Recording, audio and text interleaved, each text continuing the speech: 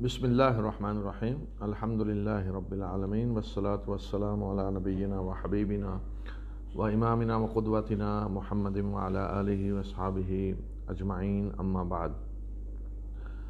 حضرت موسیٰ اور خضر کا جو واقعہ ہے اس پہ میں بات کروں گا۔ سورہ کہف میں 3 واقعے بیان ہوئے ہیں، ایک صحابہ کہف کا جو پیچھے گزرا ہے، دوسرا یہ ہے، اور تیسرا ذوالقرنین کا واقعہ جو آگے آ رہا ہے۔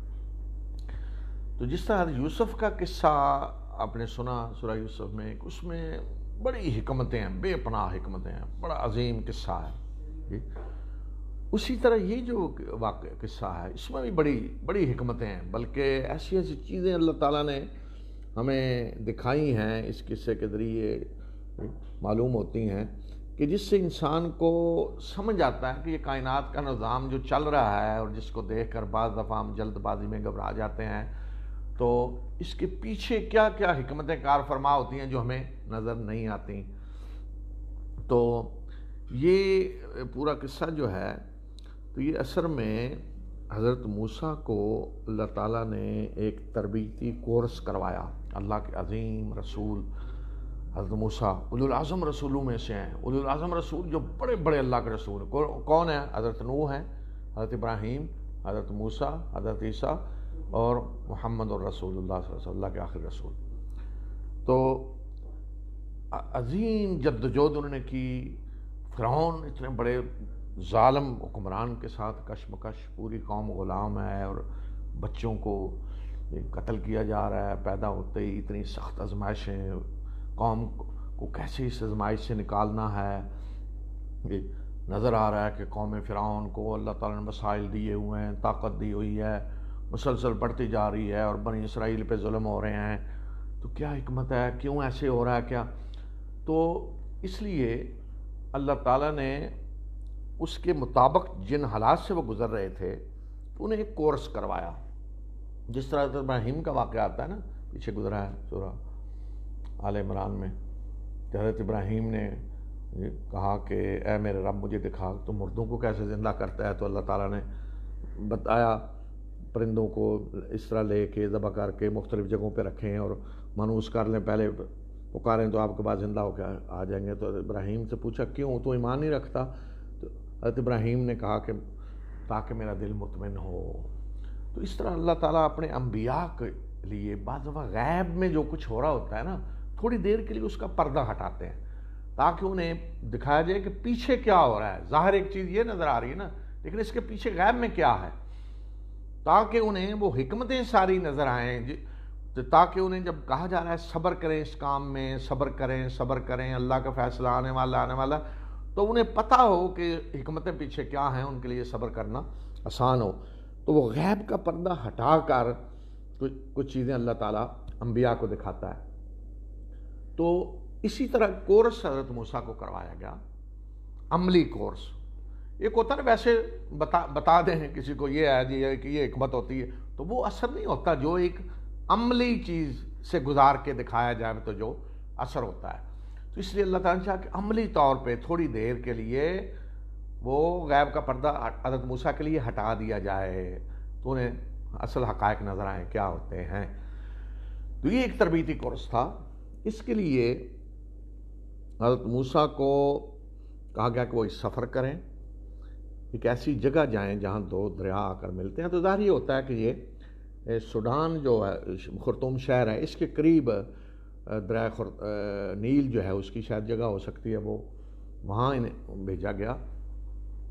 تو اپنے خادم یوشع کو لے کے وہاں گئے، تو وہاں انہیں کہا گیا کہ ایک اللہ کا بندہ انہیں ملے گا، فوجد عبدا من عبادنا، ہمارے بندوں میں سے ایک بندے کو پایا۔ اچھا، تو اب یہ بندہ کون ہے؟ قرآن میں اللہ تعالیٰ نے اس کا کوئی نام نہیں بتایا، حدیث میں خضر کا نام آیا، قرآن میں کوئی نام نہیں بتایا۔ ہمارے بندوں میں سے ایک بندے کو پایا۔ اب میں آگے بتاؤں گا کہ یہ بندہ کون ہے اور کون ہونا چاہیے۔ تو حضرت موسیٰ کو کہا گیا کہ تھوڑی دیر آپ نے ہمارے اس بندے کے ساتھ زندگی گزارنی ہے، کچھ وقت گزارنا ہے اس بندے کے ساتھ۔ تو حضرت موسیٰ گئے، جا کر جب ملاقات ہوئی تو حضرت موسیٰ نے کہا جی میں آپ کے ساتھ کچھ رہنا چاہتا ہوں کہ وہ چیزیں کچھ دیکھوں میں کیا ہو رہی ہیں۔ تو انہوں نے کہا کہ تم میرے ساتھ رہ کر صبر نہیں کر سکو گے، اور صبر کر بھی کیسے سکو گے ان چیزوں پہ کہ جن کا علم نہیں ہے تمہیں، تم گھبرا جاؤ گے جلدی، کیا ہو رہا ہے۔ تو حضرت موسیٰ نے کہا کہ نہیں میں صبر کروں گا۔ تو پھر طے یہ ہوا کہ آپ پوچھیں گے نہیں کسی چیز کے بارے میں جب تک وہ بتائی نہیں جائے گی، آپ دیکھتے رہیں خاموش رہ کر، سوال نہ کریں، خود بہت بعد میں بتا دے دیں گے ہمیں کہ کیا ہوا ہے۔ تو یہ طے ہوا، تو وہ چل پڑے۔ یہاں حضرت موسیٰ کے شاگرد ساتھ نہیں ہیں، ظاہر ہوتا ہے فواجدہ دو ہیں، حضرت موسیٰ اور خضر ہے، تثنیہ کا صیغہ آ رہا ہے گرامر کے لحاظ سے۔ اگر موسیٰ کے شاگرد بھی ساتھ ہوتے تو فواجدو آتا، جمع آتا، وہ نہیں ہے، فواجدہ ہے دونوں نے۔ تو سفر شروع ہوا تو سب سے پہلے وہ ایک کشتی میں سوار ہوئے، حضرت موسیٰ اور خضر ہیں۔ تو سوار ہوئے جا رہے ہیں آگے، تو اس کشتی میں انہوں نے خضر نے سوراخ کر دیا۔ تو حضرت موسیٰ نے دیکھا کشتی میں سوراخ کیا، تو فوراً وہ بول اٹھے کہ یہ سوراخ کر کے ڈبونا چاہتے ہیں آپ کشتی والوں کو، یہ تو آپ نے بڑا ہی غلط کام کیا ہے۔ تو انہوں نے فوراً کہا کہ میں نے کہا نہیں تھا کہ میرے ساتھ تم صبر نہیں کر سکتے۔ اچھا، اب یہاں آگے میں بات کرنی کہ یہاں ایک سوال تھوڑا سا میں چھوڑتا ہوں جس پہ آپ ذرا غور کریں کہ ظاہر ہے کشتی والے، اس کا مطلب یہ نہیں صرف ملا ہی تھا، کوئی ایک دو ملا بھی دو کم از کم ہوتے ہیں، تو لوگ اور بھی سوار تھے نا کشتی میں، حضرت موسیٰ بھی ہیں، خضر اور بھی ہیں جی۔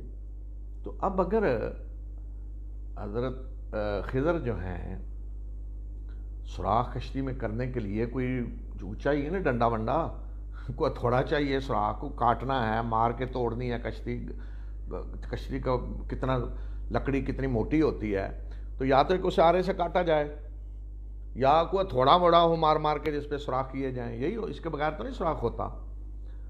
تو اب اگر وہ تھوڑے سے مار مار کے سوراخ کریں یا کاٹ کے کریں تو کشتی والوں کو نہیں نظر آ جائے گا ہماری کشتی میں سوراخ کر رہے ہیں، تو فوراً وہ روک دیں گے، کسی کو پتہ نہیں چلا کہ سوراخ ہو گیا ہے، صرف حضرت موسیٰ کو پتہ چلا بس۔ اچھا، غیب کا پردہ ان سے ہٹایا گیا تھا، صرف ان کو نظر آیا سوراخ ہو گیا، تو انہوں نے اعتراض کیا کشتی کو ڈبونا چاہتے ہیں کشتی کو۔ اب یہ سوال کہ کسی اور کو کیوں نہیں پتہ چلا، صرف حضرت موسیٰ کو پتہ چلا سوراخ، اس پہ ذرا آپ غور کرتے رہیں کیونکہ آخر میں جب بات کروں گا میں تو سمجھنے میں آسانی ہو۔ تو انہیں مزید انہوں نے کہا مہلت اور دیں۔ اچھا، تو اب آگے چلے، مزید کشتی سے نکل کے آگے چلے، آگے جا رہے ہیں تو کسی بستی میں گئے تو ایک بچہ نظر آیا جس کو خضر نے قتل کر دیا۔ حضرت موسیٰ نے کہا کہ ایک بے گناہ کو قتل، پہلا تو معاملہ چلو کشتی میں سوراخ تھا، اب تو ایک بے گناہ کو قتل کر دیا، قتل انسان بغیر اس کے کہ اس نے کوئی جرم کیا۔ لقد جئت شیئا نکرا، انہوں نے کہا یہ تو انتہائی برا کام۔ اب مزید پھر انہوں نے کہا کیا میں نے کہا نہیں تھا میرے ساتھ صبر نہیں کر سکو گے؟ خیر، تو اب یہاں بھی آپ غور کریں کہ کوئی بستی تھی، آخر لوگ بھی تو ہوں گے نا ارد گرد، تو اب اگر ایک بچے کو کوئی مرد پکڑ کے ذبح کر رہا ہے یا مار مار کے مار رہا ہے تو کوئی دوسرے لوگوں کو نہیں پتہ چل جائے گا جی بچے کو مار گیا ہے، مارا ہے، کسی کو پتہ نہیں چلا، صرف حضرت موسیٰ کو نظر آیا بس۔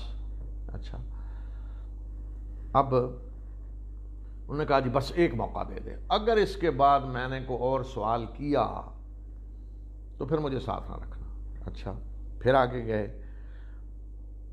تو آگے ایک بستی پہ گئے، مہمان تھے، مہمان کے طور پہ گئے، بستی والوں سے کو کھانا وانا کھلا دیں، وہ اتنے کمینے تھے انہوں نے ضیافت کرنے سے انکار کیا، انہوں نے کوئی کھانا وانا نہیں، کوئی ضیافت نہیں، کوئی ہم مہمان نوازی نہیں کریں گے۔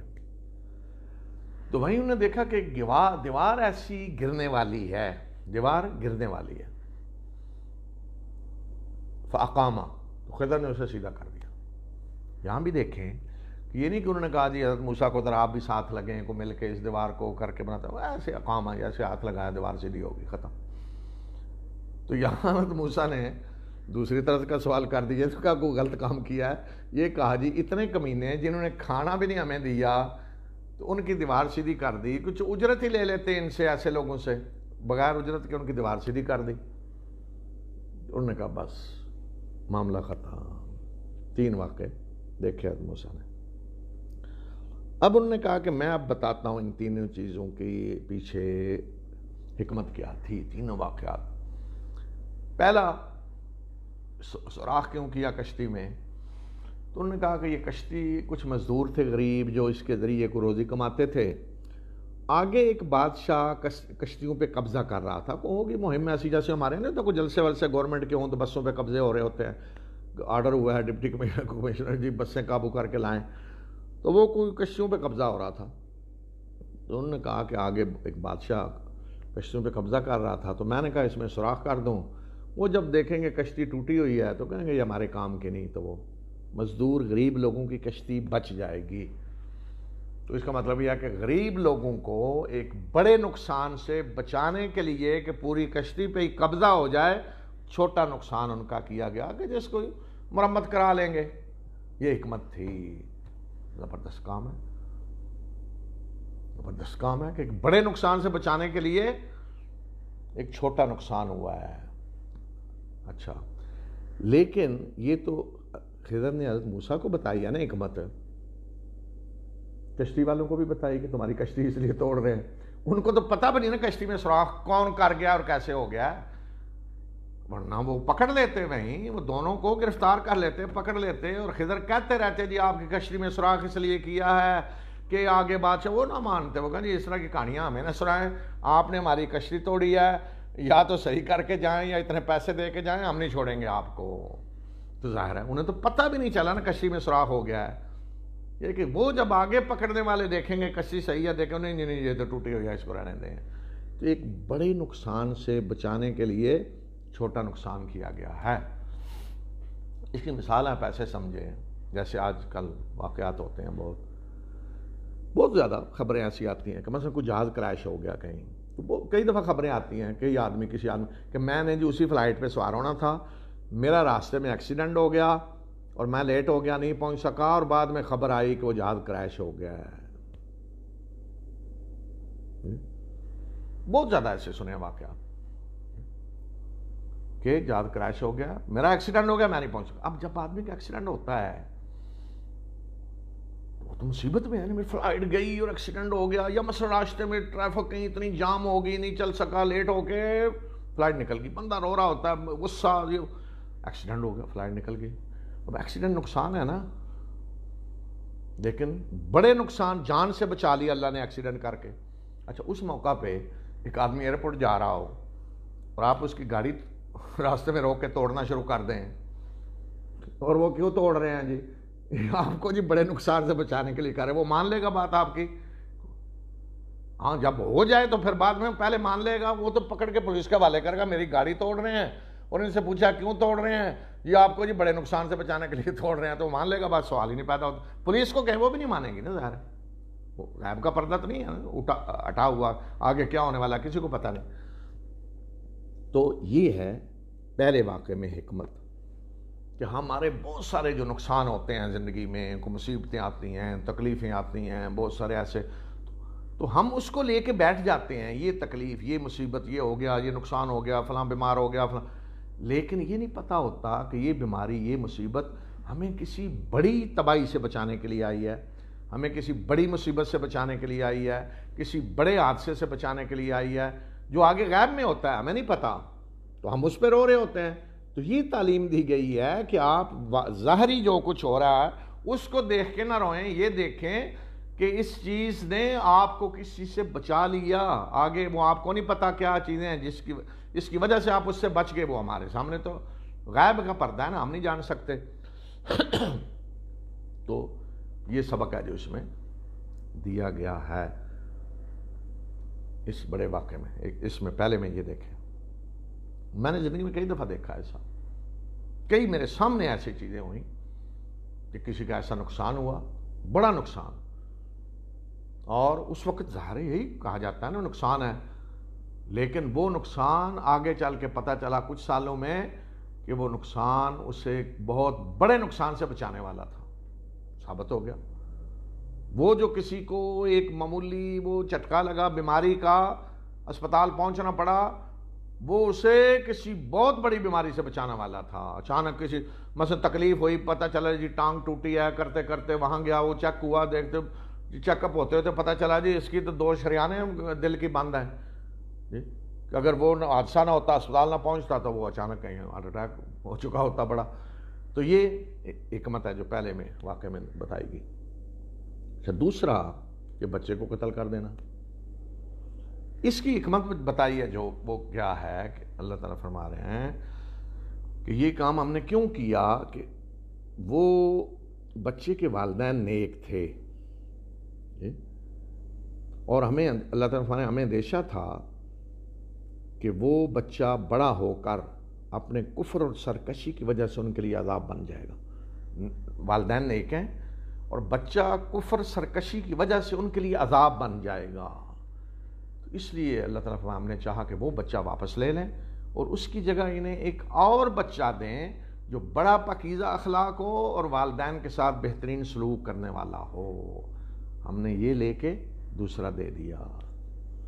جیسے آپ بچے کو اپنے بچے کو موٹر سائیکل دی ہوئی ہے کوئی ایک، تو آپ کہتے ہیں بچہ یہ موٹر سائیکل پرانی ہے، کہیں آپ ایکسیڈنٹ کر بیٹھیں گے، یہ دے دیں آپ ہم کو، ہم تمہیں نئی موٹر سائیکل دیتے ہیں. اچھا، وہ چھین لیں، نہیں دے دیں.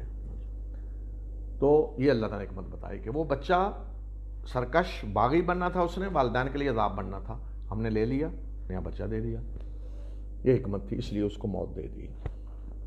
تو کتنی بڑے عذاب سے اللہ نے والدین کو بچایا.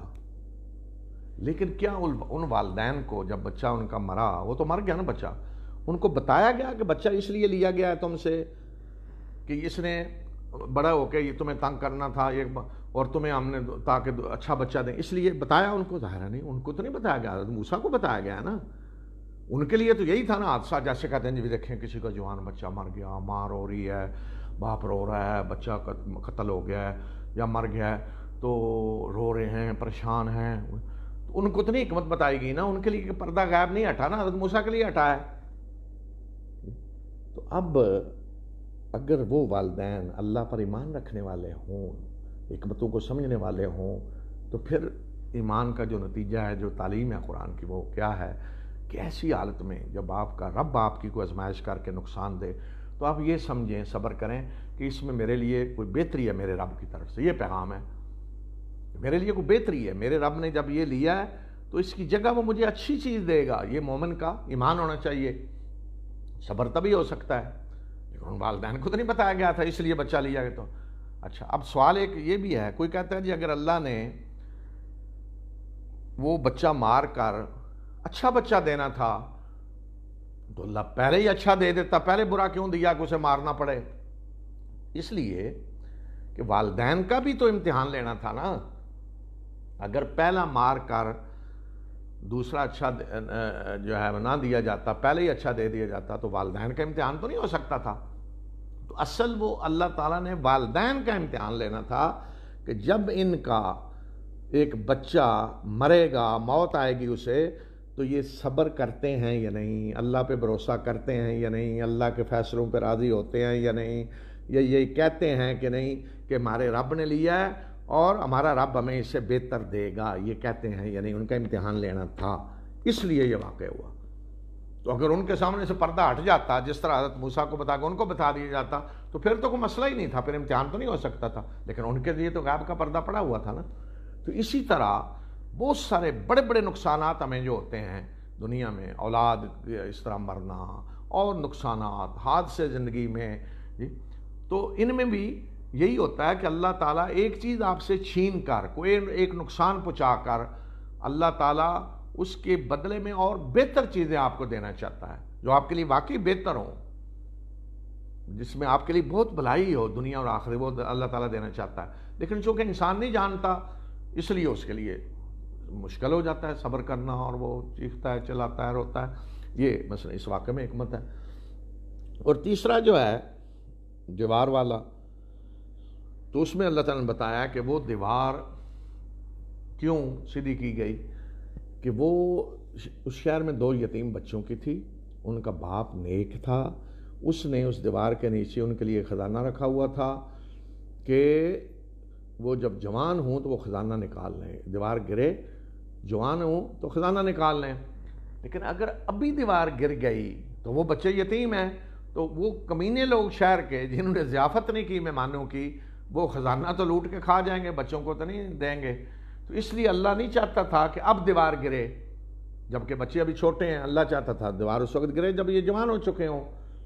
تو اس لیے اللہ نے وہ دیوار سیدھی کرا دی۔ یہ حکمت تھی اس کام کے ایک، یعنی آپ یہ کہہ لیں کہ حضرت موسیٰ نے جو اعتراض تھا وہ کیا کہ اس کمینی بستی کے لوگوں کی دیوار کیوں سیدھی کر دی ہے؟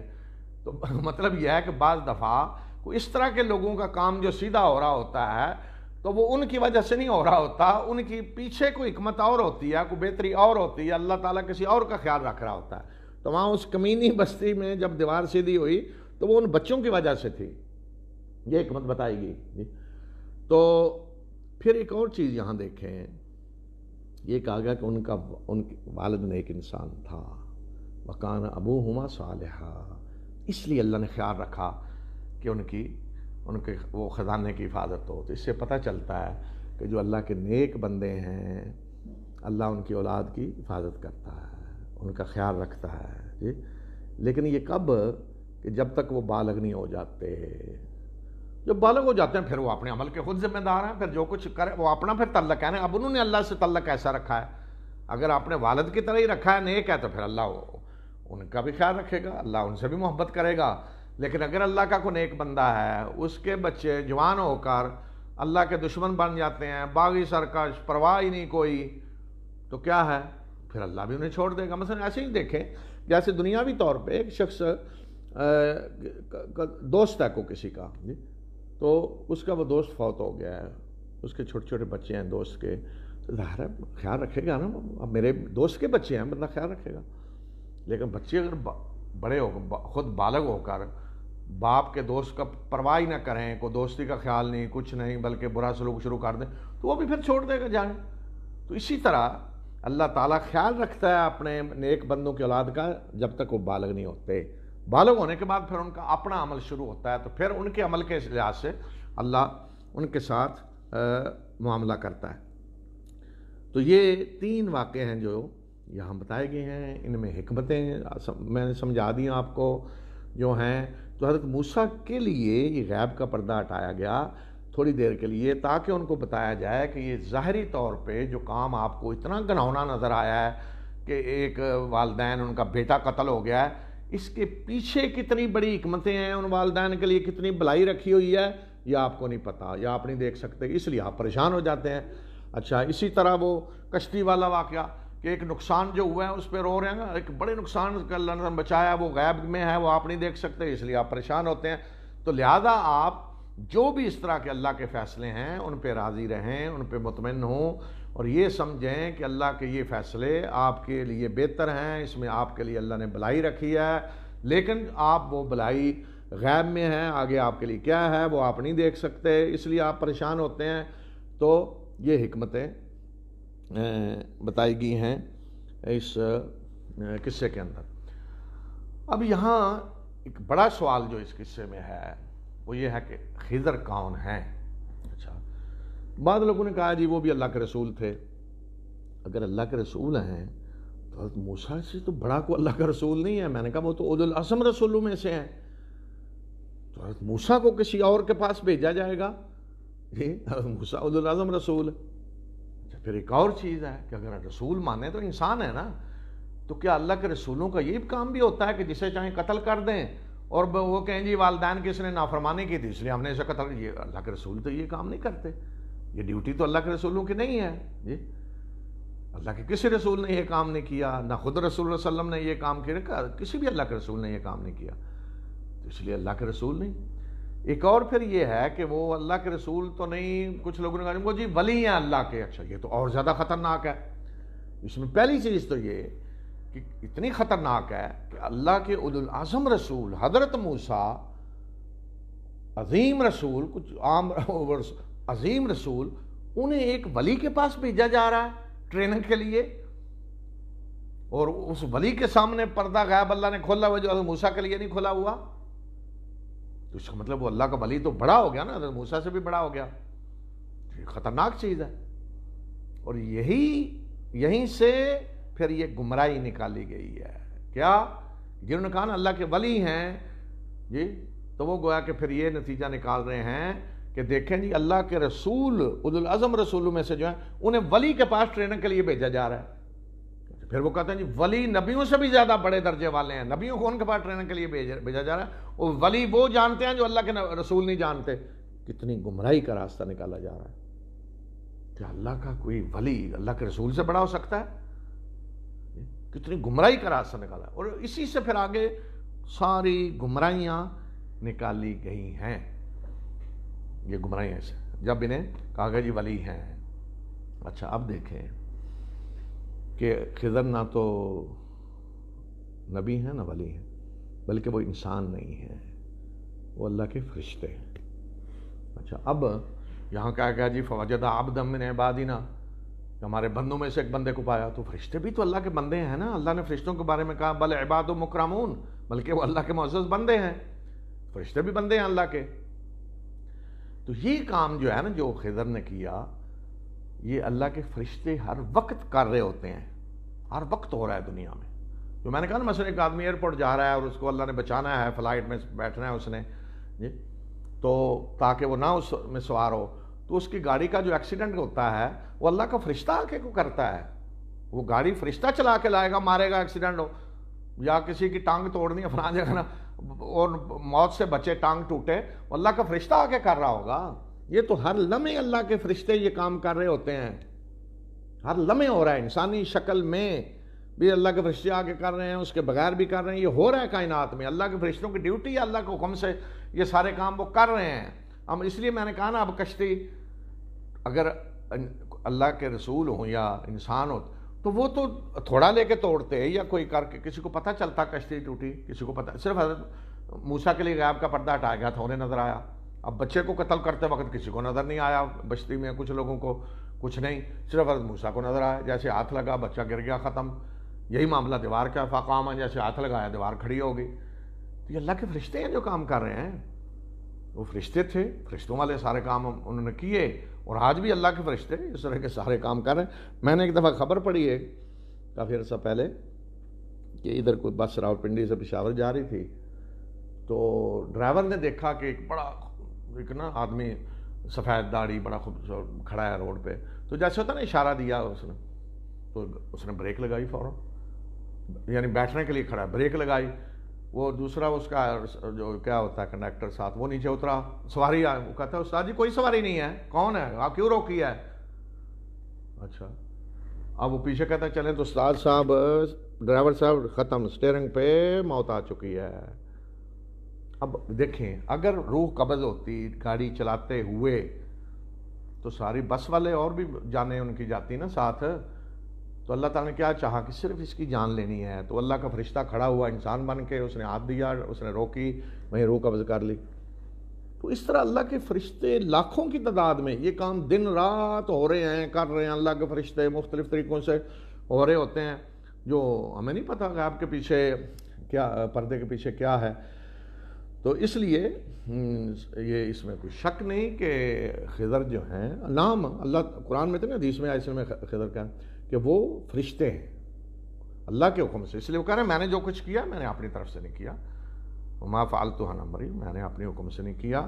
جو کچھ ہے وہ اللہ کی طرف منسوب کر رہے ہیں, میں نے اللہ کے حکم سے کیا, میں نے اپنی طرف سے نہیں کیا. تو اللہ کے حکم سے کون کر رہے ہوتے ہیں؟ اللہ کے فرشتے, جو اللہ انہیں حکم دیتا ہے وہ کرتے ہیں.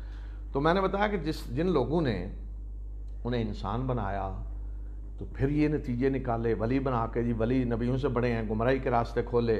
اور پھر ایک اور چیز نکالی کہ جو انہوں نے کہا نا مجھ سے سوال نہ کریں جو کچھ بھی آپ کو نظر آ رہا ہے, تو وہ جو جی ولی جو کچھ بھی ولی بنا لیتے ہیں جیسے چاہیں. اچھا پھر جی ولی صاحب جو کچھ بھی کر رہے ہیں آپ نے پوچھنا نہیں ہے, پوچھ نہیں سکتے. آپ کو بے شک وہ نظر آ رہا ہو نا, برائی کا کام نہیں کرنا آپ نے, وہ ممکن ہے برائی آپ کو نظر آ رہی وہ اچھائی ہے.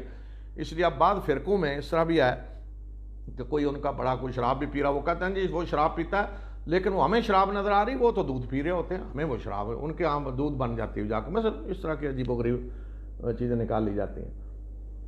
اس سے یہ گمراہیاں نکلیں ساری. پھر ایک اور چیز کہ وہ انسان جب بنایا تو وہ جو ہمیشہ سے زندہ ہیں, چلے آ رہے ہیں, لوگوں کو ملتے ہیں, تماشا دیکھیں. تو میں نے تو کہا وہ انسان ہیں, فرشتے ہیں, تو ہمیشہ زندہ ہیں. پھر کئی لوگ اور میں نے کئی علماء کی کتابیں میں نے پڑھی کہ جب ہندوستان کی جنگ آزادی ہو رہی تھی تو ایک عالم کے بارے میں نے لکھا کہ وہ نا مسلمانوں کی فوج میں جا رہے تھے تو واپس پلٹ پڑے جی. میں نے کیوں جی واپس کیوں حضرت واپس کیوں جا رہے ہیں؟ انہوں نے کہا جی خضر تو انگریزوں کی فوج میں ہیں، خضر انگریزوں کے ساتھ ہیں تو میں نے خضر کے ساتھ لڑنا. وہ بھاگنا چاہتے تھے، انہوں نے بھاگنا کہا جی خضر تو ادھر ہیں. تو اس طرح کئی لوگ اس طرح کے وہ کہانیاں سناتے رہیں گے جو خضر ملے اور خضر ادھر ہوتے ہیں. پھر کئی لوگوں نے سمجھا ہوا ہے عوامی جو ہوتا ہے نا چیزیں، عوامی ایک وہ شریعت بنی ہوئی ہے کہانیاں. خضر جی پانیوں میں ہوتے ہیں پانی پہ حکمرانی ہے ان کی، یہ تماشا بنایا ہوا ہے دیکھیں. تو ایک دفعہ میں ایک بس پہ آ رہا تھا لاہور، تو وہ جس دریا پہ آ رہا تھا نا وہاں کو پیسے ڈالتا جا رہا. میں نے کہا یہ کیا؟ یہاں جی خضر وہ کو سلام ہوتا ہے، وہ دریاؤں میں ہوتے ہیں پانی میں، اس طرح کی کہانیاں. ہمارے ایک دوست ہیں وہ ہزارے کے، انہوں نے بڑے ایک عجیب قصہ سنا. عوام میں جو خضر کے بارے میں تصورات ہے وہ، تو وہ کہتے ہیں کہ وہ پانی کے مٹکے نا لوگوں نے گرمیوں میں رکھے ہوتے تھے بڑے بڑے گھر میں اس طرح بڑے بڑے. تو چاند کی چاندنی پہ روشنی تھی تو وہ بزرگ بوڑھے سفید داڑھی گورا رنگ جی، تو رات کو اٹھے تہجد کے لیے کہیں اٹھے تو جا کے وضو کرنے لگے. مٹکا بڑا پانی جب دیکھا نا چاند کی روشنی میں اپنا چہرہ نظر آیا تو انہوں نے کہا خضر آئے ہوئے ہیں یہاں، پانی میں خضر آئے ہوئے ہیں، اندر پانی میں خضر آئے ہوئے ہیں.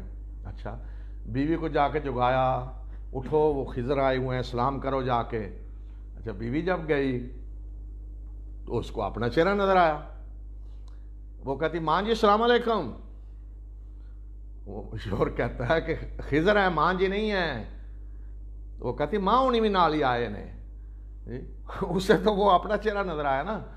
تو اس طرح کی کہانیاں بنائی ہوئی ہیں.